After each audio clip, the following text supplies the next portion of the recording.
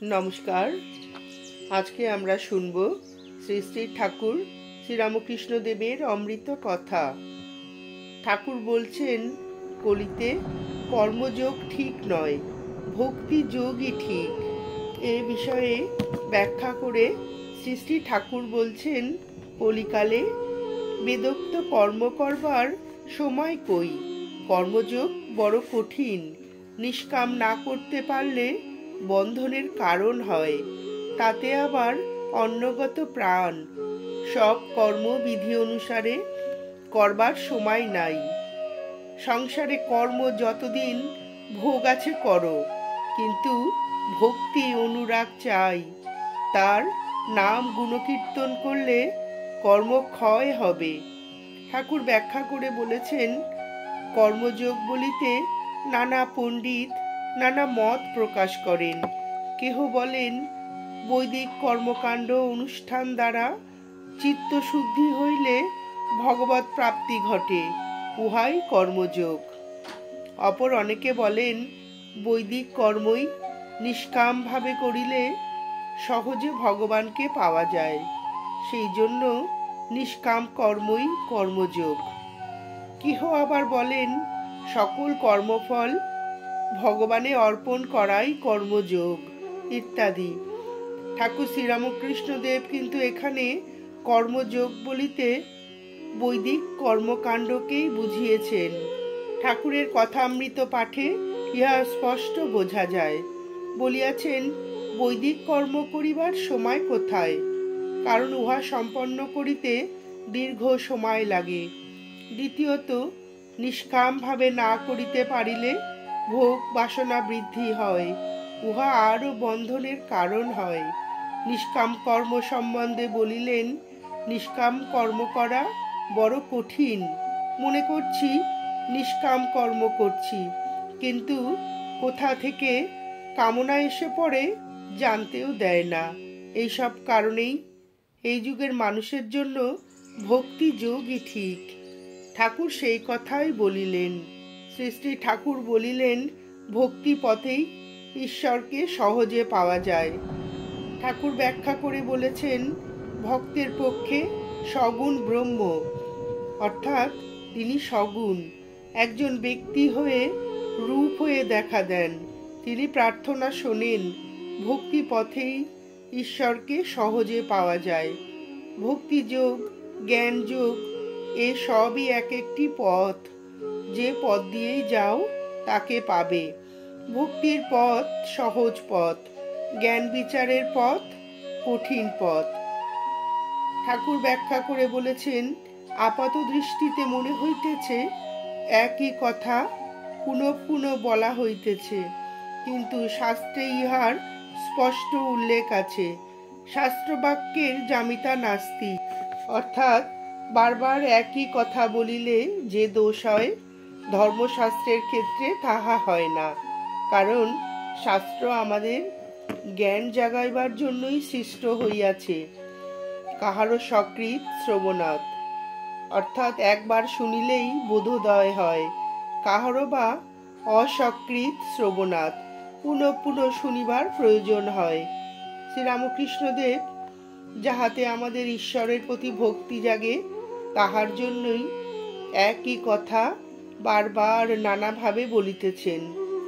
শিশুকে কিছু শিখাইতে হইলে পিতা মাতা শিক্ষক একই কথা পুনঃ পুনঃ শোনায় বা নানাভাবে শেখাইবার চেষ্টা করে। শ্রীরামকৃষ্ণদেবও ভগবান লাভের সহজতম উপায়ের সন্ধান সংশয়বিহীন করিয়া আমাদের মনে দৃঢ়মূল করিবার জন্যই একই ধরনের কথা বারবার বলিতেছেন। ধর্মজগতে আমরা প্রায় সকলেই শিশুমাত্র।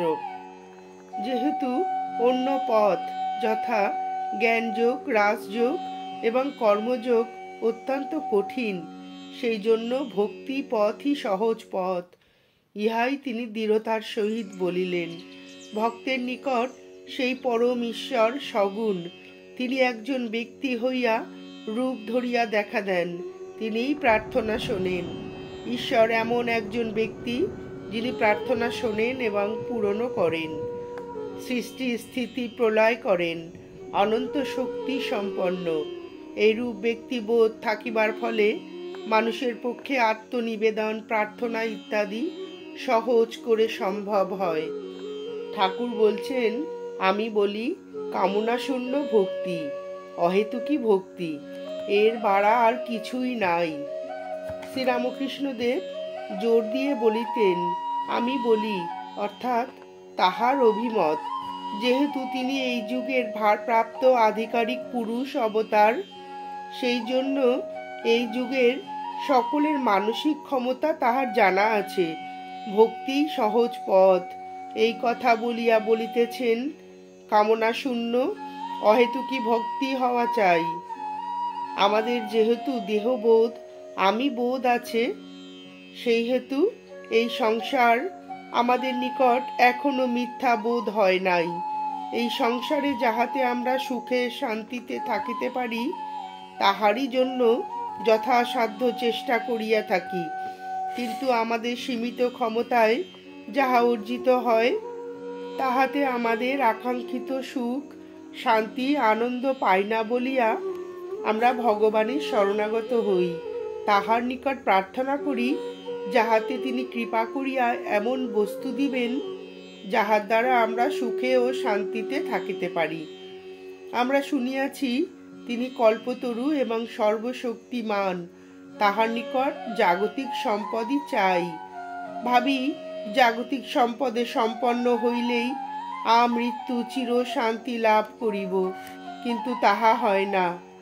কারণ জাগতিক বলিয়াই নাশবান এবং সুখ ও দুঃখ উভয়ই ফলপ্রদ।